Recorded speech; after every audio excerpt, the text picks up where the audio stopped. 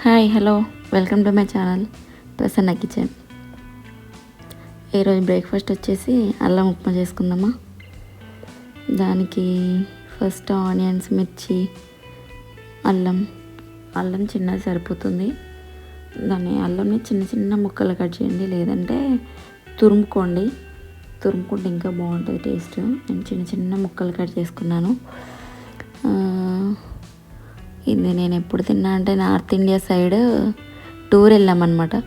అప్పుడు first time తిన్నాను. మళ్ళీ ఇంటికి వచ్చాక ఒకసారి ట్రై చేశాను. మా మమ్మీ వాళ్ళు చేస్తే నార్మల్గా చేస్తారు కదా, మన ఇంట్లో చేసే ఉప్మా ఎలా ఉంటుంది.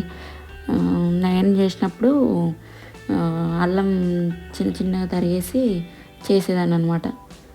అంటే అప్పుడు పెళ్ళి కాక ముందుకు, ఇంకా పెళ్ళి అయ్యాక పిల్లలు ఇంకా వాళ్ళకి ఏది నచ్చితే అది చేయడమే కదా. ఫస్ట్ ఆయిల్ వేసుకోండి. ఒక పావు అంటాం కదా, ఒక పావుడ ఆయిల్ వేసేసుకొని అవి వేడయ్యాక అల్లం ముక్కలు ఆయిల్లో పచ్చివాసన పోయేంత వరకు ఫ్రై చేయాలి. ఫ్రై అయ్యాక కొంచెం జీలకర్ర వేసుకోండి, ఒక స్పూను. అంటే నేను అందాజలాగా వేసుకుంటాను, మీరు కొలతలాగా అంటే ఒక స్పూన్ వేసుకోండి.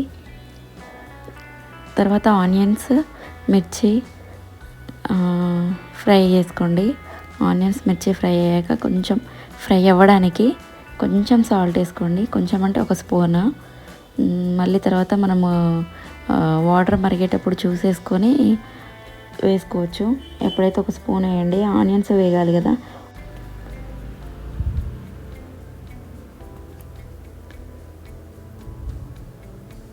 మంచిగా ఫ్రై అవ్వాలి.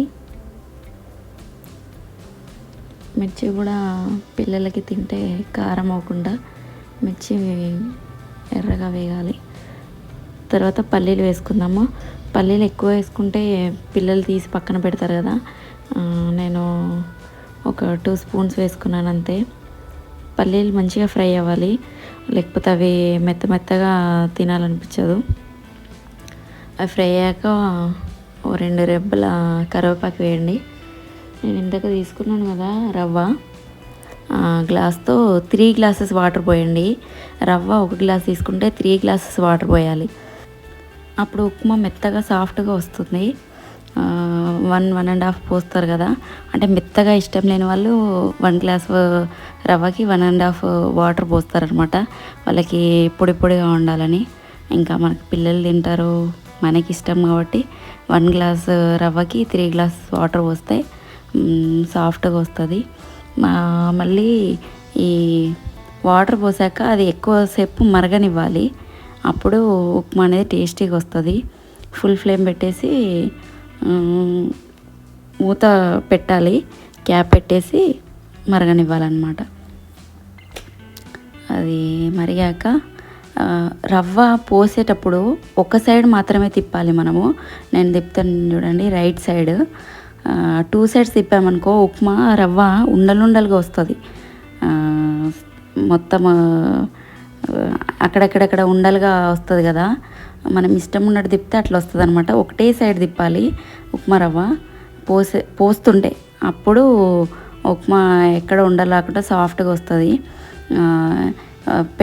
పోసి కలిపిన వెంటనే సిమ్ పెట్టేసేయాలి, లేదనంటే మళ్ళీ గట్టిగానే అవుతుంది.